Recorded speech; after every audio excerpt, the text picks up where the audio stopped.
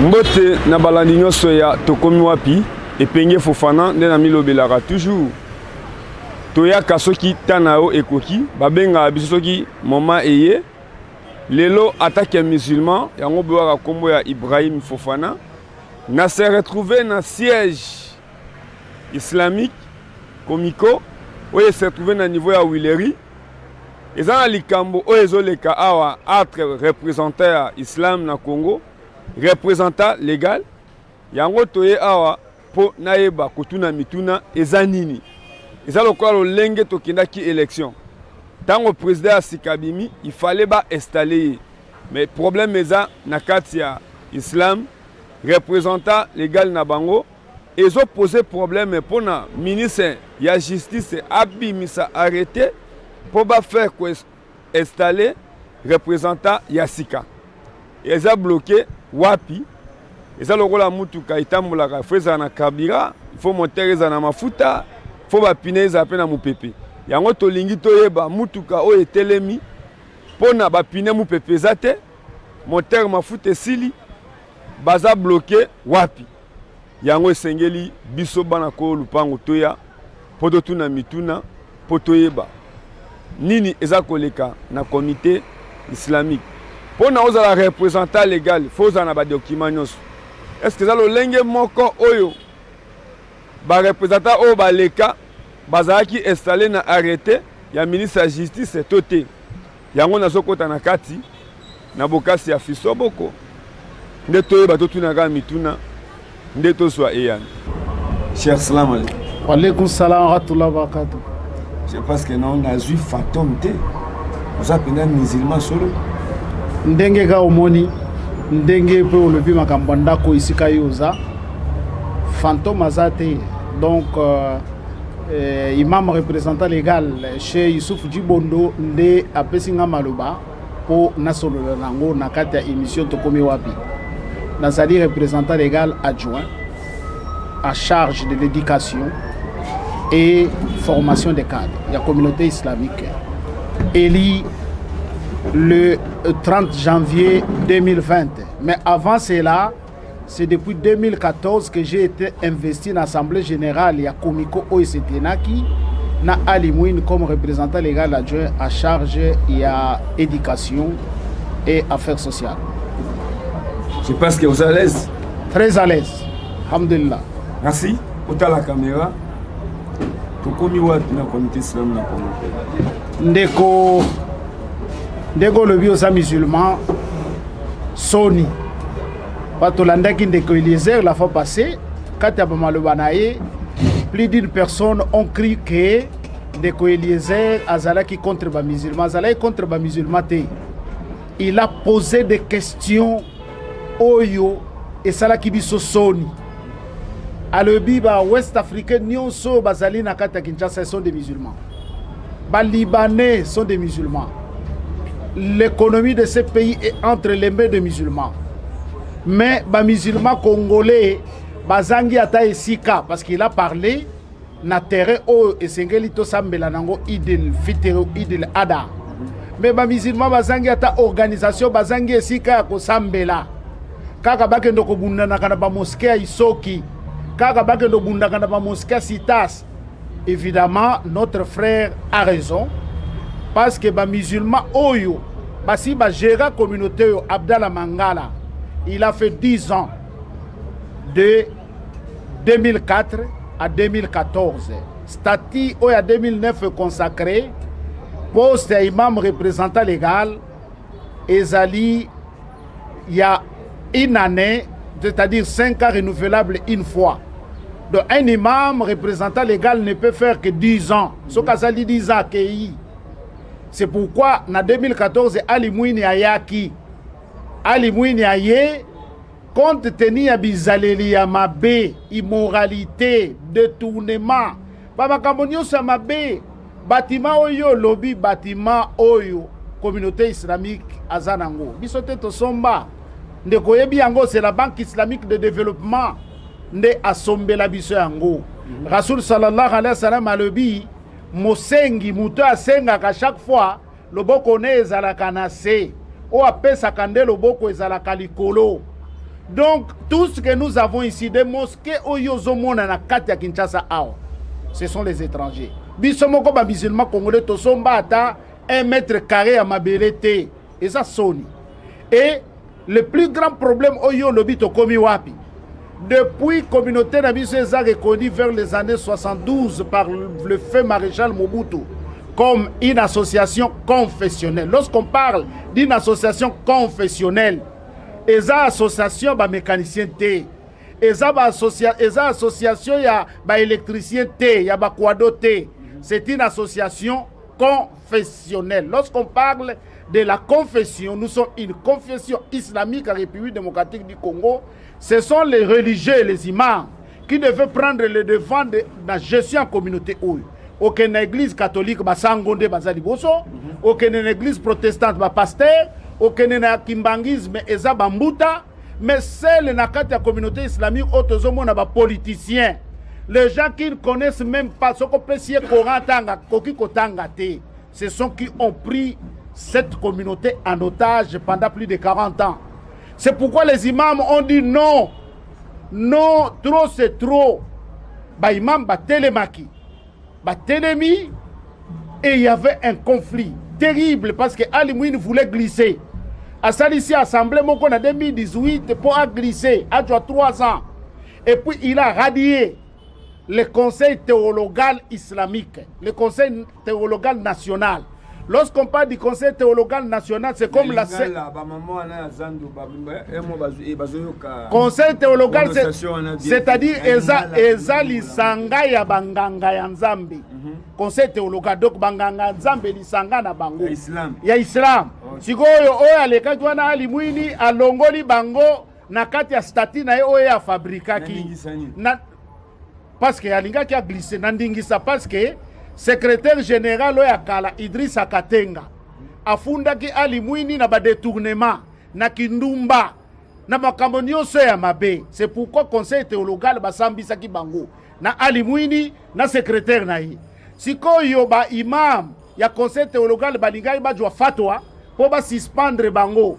Alors yango ba mona ki ba précéder ba le bia batoyo balingi ba longola biso ifo to radier organe wana ya conseil théologal. C'est pourquoi ba imam ba tombokaki. C'est pourquoi ba imam ba yaki kozwa siège depuis 2 ans que nous sommes là. Et la présidence de la République ba eko bomba ndeko ba yako beta wa 64 bombes lacrymogènes pour essayer de déloger les imams qui étaient ici. On a parlé que tozali ba terroristes, tozali ba islamistes, ce qui n'était pas vrai. Le CNS, le Conseil national de sécurité, tango bayoki ke awanzela ezate police eko largué 64 bombes lacrymogènes. C'est pourquoi ba approché ki ba imam ba approché biso ba approché na comité sortant à Ali Mwini bayoki biso ba moni que il n'y avait pas un problème de terrorisme. Ne ba faire signer biso le 13 juillet un protocole d'accord. Ali Mwini a signé, le représentant légal sortant, il a signé ce protocole d'accord. Et le président du conseil théologal, l'imam, le chef Zaïd Ngongo, a signé ce protocole d'accord. C'était dans CNS. Dans 4 protocole d'accord, on est allé qui n'a pas clause. To sangana, to gérer ba faire courante, to désigner ba membre effectif au bakoya ko siéger dans l'assemblée générale, to convoquer assemblée générale dans le mois de décembre. Ndekonanga tango Ali Mwini to bandiko yebisa biso gestion au bango basala parce que balobi gestion fait courante to lobi makambo ba école. Nous avons hérité des écoles conventionnées islamiques, mais ba école wana bazoyi ba mbongo na ndenge ya kusakana te ba rapport kenda partout.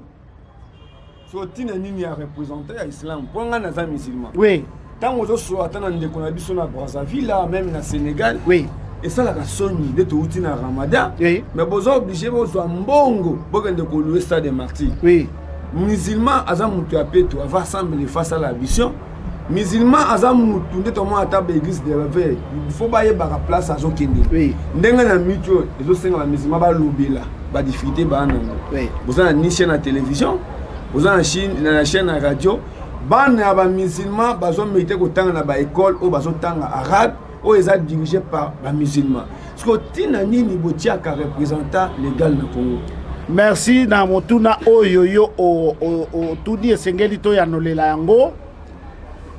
Tango lobi na bamboka mususu ozo tambola okuta ba représentation ezali tellement organisée pour na bien faire ba musulmans bazana ba télévision bazana ba radio nekonanga parmi ba cause o esalaki que babengana Alimwin na 2014 il a lancé un appel na ba musulmans pour ba cotiser pour la télévision. Ba musulmans ba cotiser mbongo yango ndezo pesa kanda ba musulmans to sa ministre de justice alukaye ba pourquoi les musulmans sont fâchés. Les musulmans ont contribué leur argent. Alimwini na équipe na yeba lembongo. Ils n'ont pas justifié mbongo anati lelo.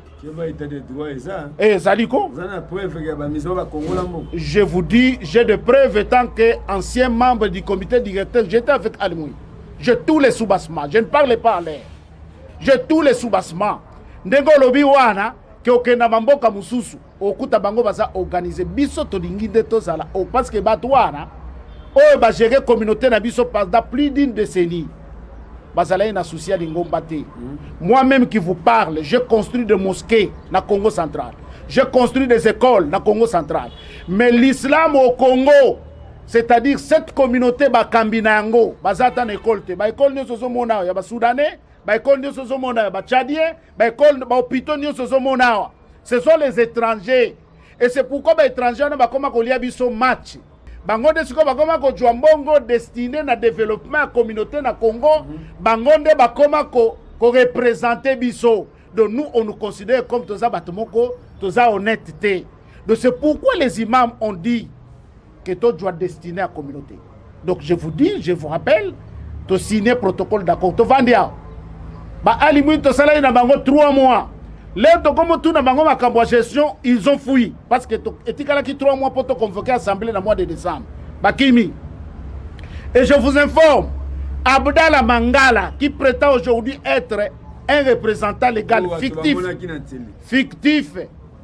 Abdallah Mangala il faut on le dit to lo ba polele non. Bon to comme yo apiango wana Abdallah Mangala beau frère na ye o abala leki na ye asala kana sime protocole de tasoka tindi ba invitation et comme la kana sime ya ba confession religieuse akodjango apesi beau frère na ye son grand frère Kuduga Kasongo azali directeur ya cabinet ya ministre à information. Donc c'est ce que vous voyez même à Tabiso Sali émission moyen le kana RTNC ezate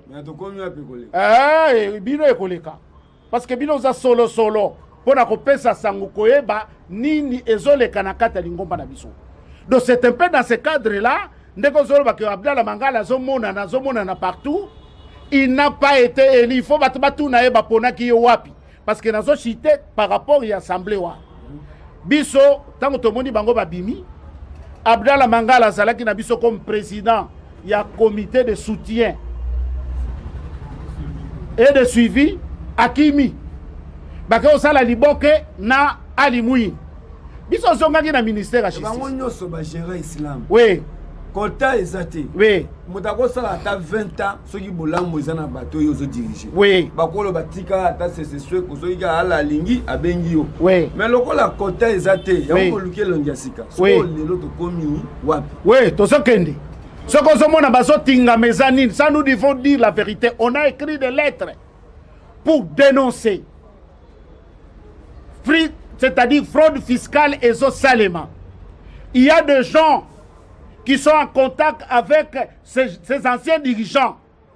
C'est-à-dire, qui ma fiscalité na cadre que on dédouane, c'est-à-dire comment on a imam a commis lettre na service à l'État pour solliciter le dédouanement. Il y a 4000 tonnes sacs de ciment pour la construction des écoles musulmanes ou des mosquées. Il y a copé, papa. Et il y a un musulman, mais du moins Kania Kabapesi. Et c'est pourquoi ces gens-là ont l'intention de revenir. Tout cet argent-là qu'ils ont bénéficié n'a pas servi l'islam. Non, Shaitan lana roula sata si ala paki a lobby na ko teleme la bango kati na bango bakoye bayote. bakoyeba yo te wana eza liloba Coran. Donc c'est-à-dire kotanga Coran nzamba lobi limata kuluna malata fanuna poni bozolo mama ebino bozo sala te. Kotanga eza eloko, diplôme eza eloko, mais musala eza eloko mususu. Des fois na guidance ya nzambe. Donc voilà un peu bakimi, bango nyoso bakimi. Biso ministère de la justice a ebisi biso bo continuer musala. To salaki to convoqué assemblée na biso le 13 janvier avec les autorisations il y a gouverneur de province Jean-Tini Ngobila, nous en avons l'ouverture il y a basis na biso seulement qui na directeur il y a culte et association à ministère de la justice clôturé par lui. Chaque jour to bandai ko siéger il y avait un délégué du ministère de la justice. To clôturer assemblée na biso le 30 janvier. On a déposé tous les documents, statut, règlement intérieur, la résolution na biso ya assemblée, na ministère de la justice, na chancellerie, ça a été notarié. Ça a été notarié. Et tout ça qui requête na ministre de la justice pour l'obtention, il y a nani a arrêté depuis le 4 mars. Document on est écouté dans le ministère de la justice jusqu'aujourd'hui. À ta suite, moko ezate. Suite ezate. L'autre partie qui ont aussi tenu leur assemblée fantôme sur base, c'est-à-dire il y a statut moko, il y a Lukuta. Ils ont tenu leur assemblée. Nandenge na bango, babundi baswani. Abdallah Mangala a eu 127 voix. Ali Mouina a eu 127 voix. Ali Famba a eu 17 voix. Yango Ali Mouini même condamné à comment par quel miracle Abdallah Mangala doit s'autoproclamer représentant légal parce qu'il n'a pas eu la majorité simple. Bazar le tribunal. Et nous avons défendu cette tête devant le ministre de la Justice pour leur dire que bateau et bazana l'égalité te bazo soana. Mais tout comme on a besoin de la mangala dans la télévision, c'est lui le représentant légal. Même c'est l'État, le président de la République à Sangissa qui va représenter à l'église. Mon docteur Monaki. Oui, il y a un lobby. Invitation à Kendegi Nassime. Nassime na nazakuna Moussa Rachid. Moussa Rachid a un beau frère naye. Donc c'est pourquoi tant que tu as appelé Abdallah Mangala beau frère naye à Kende. Et Nzamba Zamounene, parce que le chef de l'État le terme qu'on peut utiliser, il n'a pas annulé, mais il a reporté son ordonnance. Parce que ceux qui déjà reconnaître Mangala comme représentant des musulmans, sinon tout ça qui bloqué. Mais chef de l'État il a reporté l'ordonnance, si base il y a revendication et il y a confession religieuse que Bango Bakoka il géré font sur la Covid. Donc voilà Ndekonanga, Gegero Tozanango Lelo, nous on attendait l'arrêté. Ministre Abeng Sakibiso Yemo Kondenga combien on a le 13, na le 19, na bureau naï. Toutes les parties, on était là. Ministre Abeng Sibiso, il y a le but non. Aujourd'hui, il y a une crise de leadership au sein de la communauté.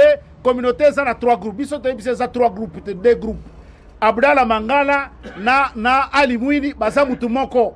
Bango Basala qui assemblée na Bango, et Zalaki. C'est-à-dire illégal, mais basali assemblée. Biso to salaki a biso, to salaki assister dans ma service, il y a ministère de la justice. Le ministre, le vice-ministre, vice-premier ministre, ministre de la justice a posé la question dans service administratif qui nous a soutenu. Le directeur en charge, il y a culte à l'objet, oui, bah imam, bah salaki assemblée, normalement. Nga mutu na kende ko fongola yango ba service landela ki yango nga mutu na clôture ki yango ba kotsa ki dossier na bango vice premier ministre ministre de la justice à Tunis CG monsieur le secrétaire général est-ce que ce que le directeur est en train de dire là c'est vrai ça c'était le 13 CG a le dit oui il y avait des troubles au sein de la communauté islamique c'est le CNS qui a mis ensemble les 2 groupes et ils ont signé un arrêté un protocole d'accord. Partant de ce protocole d'accord, 30 jours, 3 mois après, Ali Mouini a quitté. Or, la loi consacre, lorsqu'un document a été scellé par le notaire, par un acte notaire, groupe parti mon quoi bimate ce kalinga bima il faut que nous conduisons jugement dans tribunal. Moi je ne sais pas si le vice-premier ministre, parce que c'est un avocat de renom, as un avocat, il doit lire le droit, il doit dire le droit, parce que nous les imams on ne va pas lâcher à l'unanimité, nous n'allons pas lâcher là, sinon nous allons comprendre que l'État congolais est complice avec les gens qui sont en train de détruire cette communauté. Là, nous allons être clairs pour soutenir que l'État congolais ne veut pas que l'islam s'organise dans ce pays.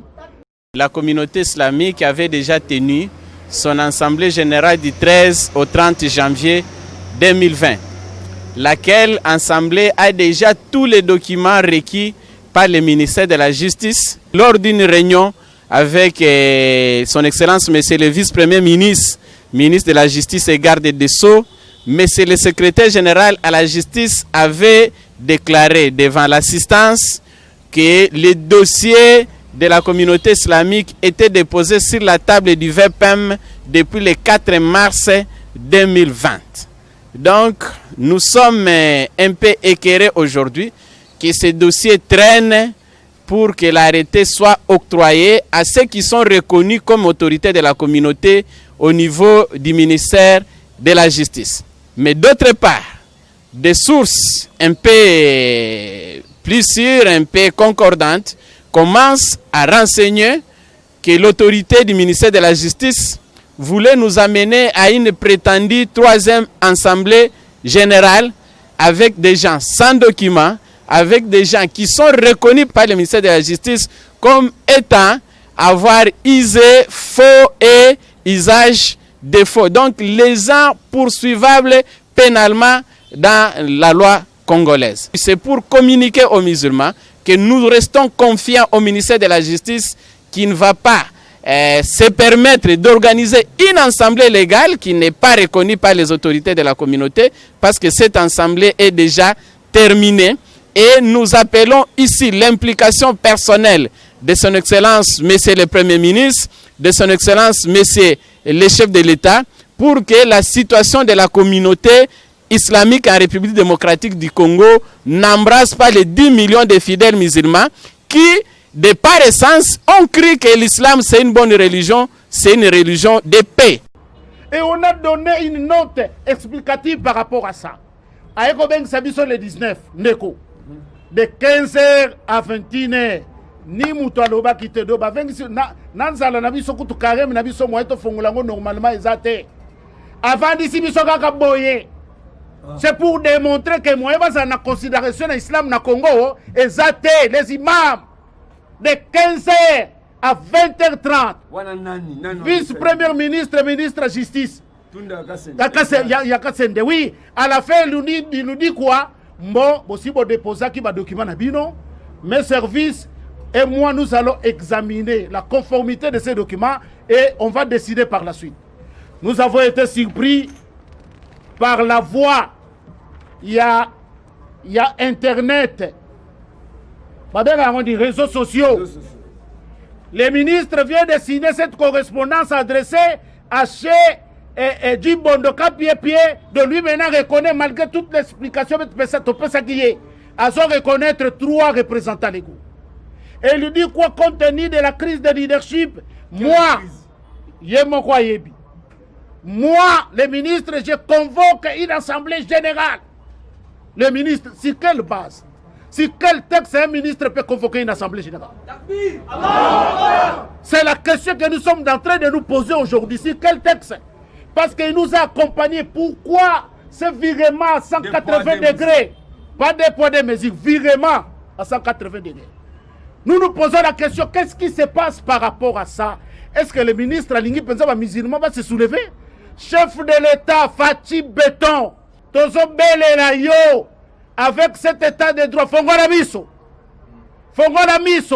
Et nous, les musulmans, nous n'allons pas lâcher.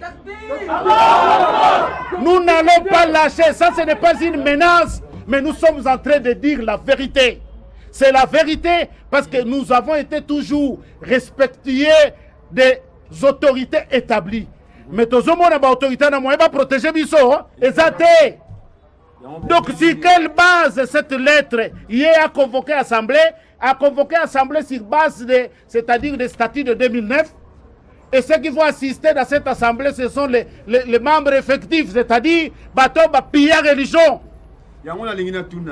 Toki koyeba ba représenter à islam o ba landani pour que tu fasses tous les musulmans en général. Oui. Mais tu as pas représenter à la province. Bien sûr. Quand on parle RDC, tu as qui dans 11 provinces, tu comme 26 provinces lelo. Bien sûr. Les a représentés à la province et nous ça la force à islam. Bien sûr. Ils ont mérité maman qui est na kitunga rouge, le parti pièce à rouge, à la pièce à bleu. Ils a kabi là-bas ils ont joué rôle couleur par couleur. Bien sûr. Na minute na lingi o se charger na ba congolais nyonso na ba musulmans nyonso na ba autorité baeba bakambi o bakambi islam des années na ba mandat ils a province nini pe nani lelo pe province nini o pe abini représentant toyeba pe. Merci, je crois biso ko na polémique wana te, mais l'imam actuel Djibondo Kapiepe a eu 186 voix. Parmi les électeurs majoritaires, et Zabatwa Est. Tous ceux qui ont élu Djibondo Kapiepe, ce sont les gens de l'Est. De ce quand on a polémique ou les imams, non, Motuna na yosi kona zoya no. Abdallah Azam mutua Est.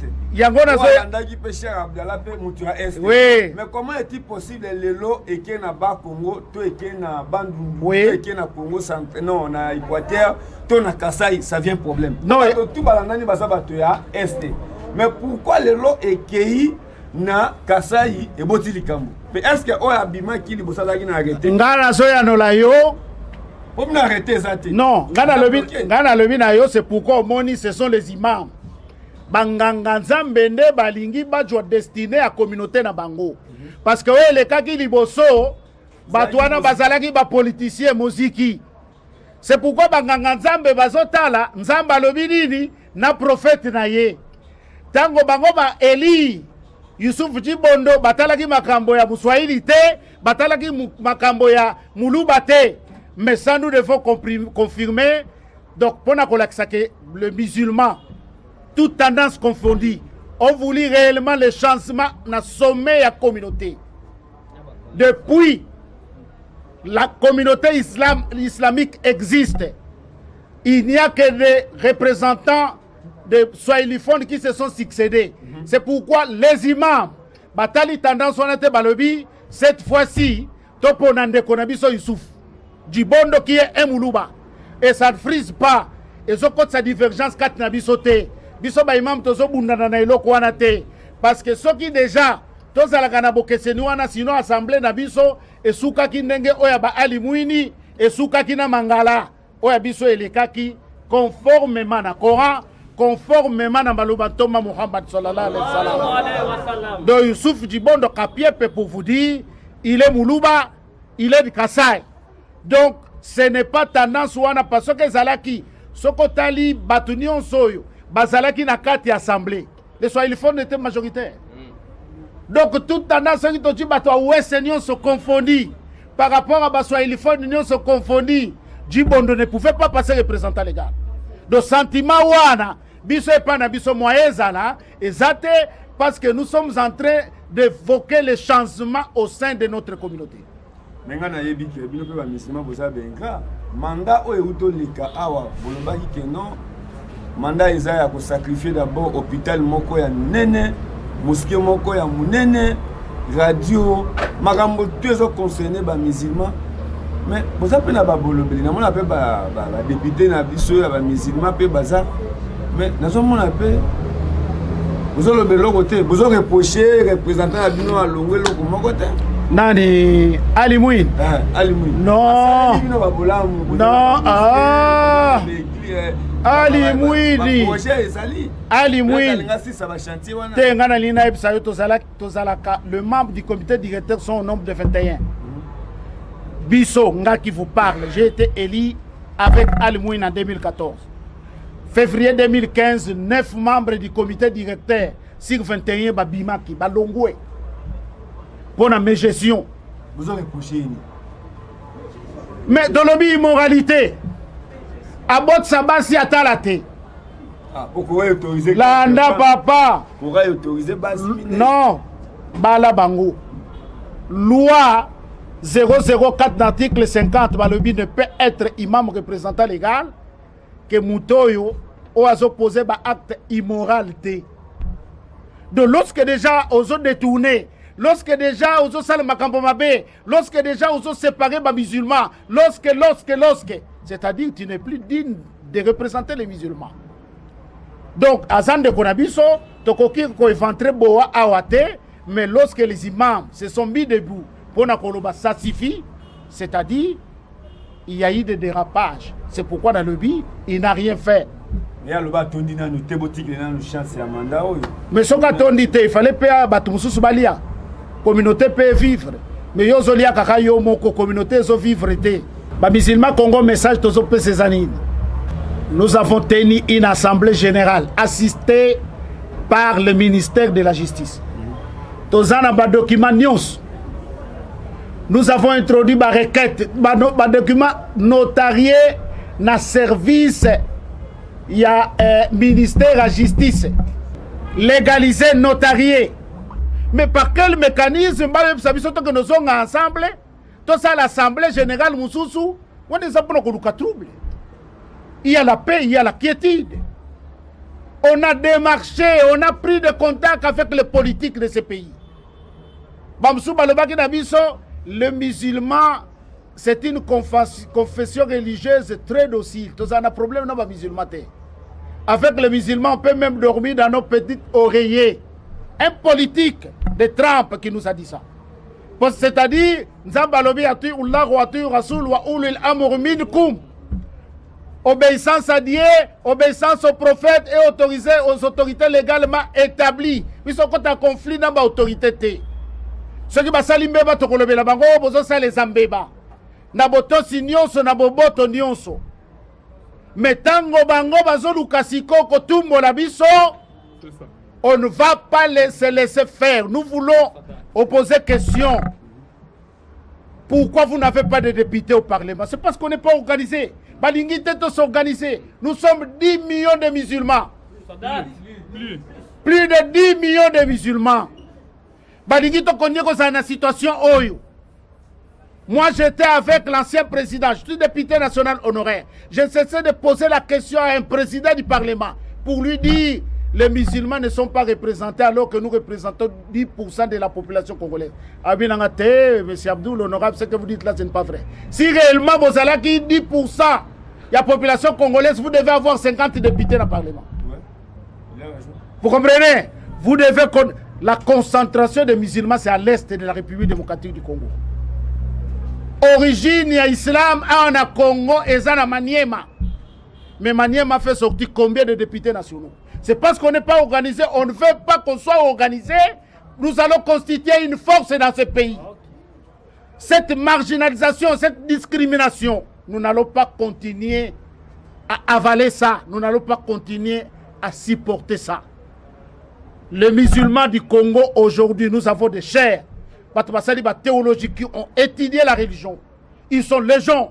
Et nous avons des cadres, des sciences exactes. Nous sommes légions. Nous sommes capables.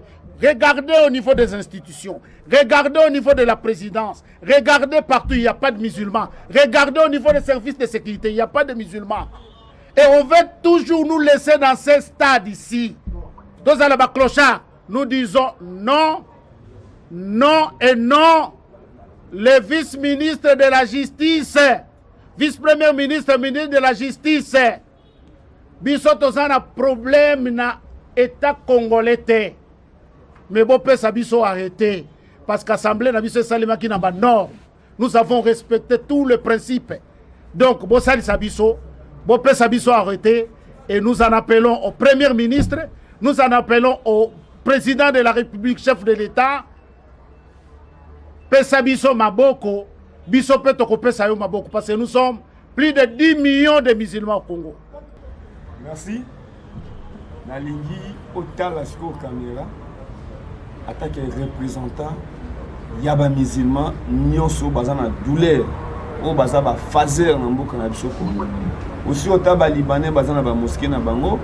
bâtir que bazana ba mosquée na bango même ba West Africa ba yosala commerce na mboka na biso bazana ba mosquée na bango poto moni tango polémique ya isoke et puis botami ngayo na zwa même libanga na mutu mais to moni bato ba décider ba tie mosquée na lupango na mbombo pe bato ba sambela attaque citoyen congolais attaque au batali balobi ke no aza cher na biso na mboka na biso Congo lolenge ba meke baza fier na batu na bango ba français baza fier na batu na bango ndel lelo je passe dans le kisa image oyo na chaîne ya mona ko lupango o apesi biso makoki ya ngandi ko na bino musulman pe na défendre bino même na télévision je passe pe aza député boponaki na Lukunga. Merci Ndekonanga, je crois honorable Eliezer il y a 4 jours na bengaki à 2 reprises à Yamba Ngamba la Liboso to fixa qui ne rendez-vous le jour suivant mais je dis croire que à Monaki on dirait biso to linto s'attaquer naé par rapport à la vérité oya lobaki to Yambaki audio avec beaucoup d'intérêt patant on dekona biso ezo sala e passi na kotala que communauté islamique ezo ko s'organiser alors que nous sommes vraiment l'économie de ce pays est entre les mains des musulmans, soi-disant entre parenthèses. Alors peut-être à Kansaki que Tolito s'attaquer na biso yebisan de Eliezer même à travers na émission Oyo to pesiye lokumu mingi merci mingi critique na yo ezalaki objectif et ça la biso pasi pona malobanyo so lobaki to sana ba école malonga te yao. Le musulman congolais bazoko ka kotangisa bana na bango te na ba propre école na bango mieux faut ba kende na ba école muso eza organisé donc ça passe pour na biso. De tout ce que vous avez dit là c'est la vérité. Les musulmans congolais pouvaient s'organiser aujourd'hui basombi même 3 hectares ya mabele pour basambela ka Eid au lieu to kende na stade place basubaka au lieu to kende na palais du peuple place masubeza partout donc to pesi au coup de chapeau par rapport à la critique nous objectif et toucher biso mingi sala ki biso pasi.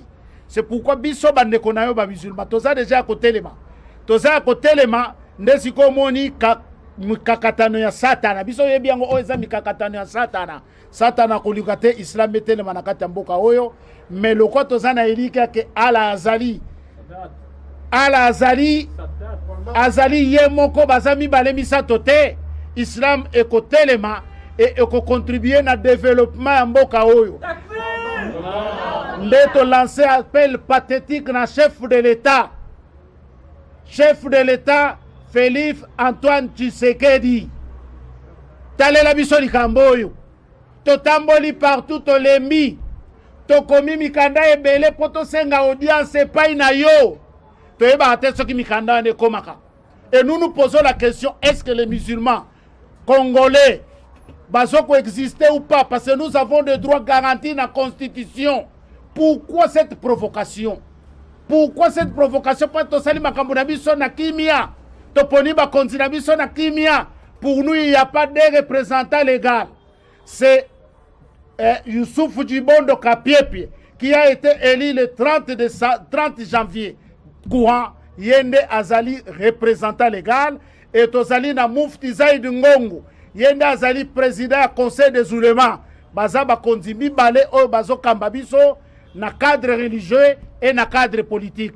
Donc to pesi vraiment to sengi di salisi ya ba konzamboka message o comme la bino tozo subir injustice tozo ganga et mes amis soso mboa aniati soso mungongo nebi mate toza na esika okimela te kake pa ya ala pe pa ya mokonzi ya mboka pe na premier ministre botalela biso likambo oyo bopesa injonction na ministre asignele biso arrêté tolingi makambo ya 3e assemblée te 3e assemblée wana ezali mpona koluka mindondo po bakila etanga toboyi yango déjà oyo biso tosalaki ministère ya justice baservice administratif na yayebi yango malamu ayebi yango basi batémoignaki véracité ya assemblée tosalaki wana nde appel ya suka tokokai kolancer na chef de l'état na premier ministre.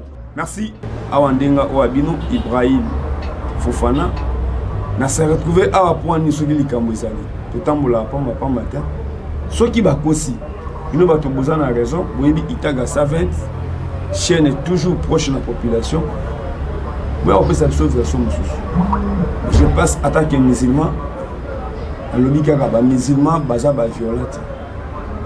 Le lobby qui avant que nous tout aller là. Ba tomboli déjà mongongo na bango, surtout na chef de l'état. Pour na ba document non soit tomboli par premier ministre et pas ministre de la justice et pas ministre intérieur. Moto yo ba kotanga kombo ezaka toujours chef de l'état. Yango ba musulman ba lobby qui non on a retenir. Acha biso maboko biso beto kosala nini to kotia ye maboko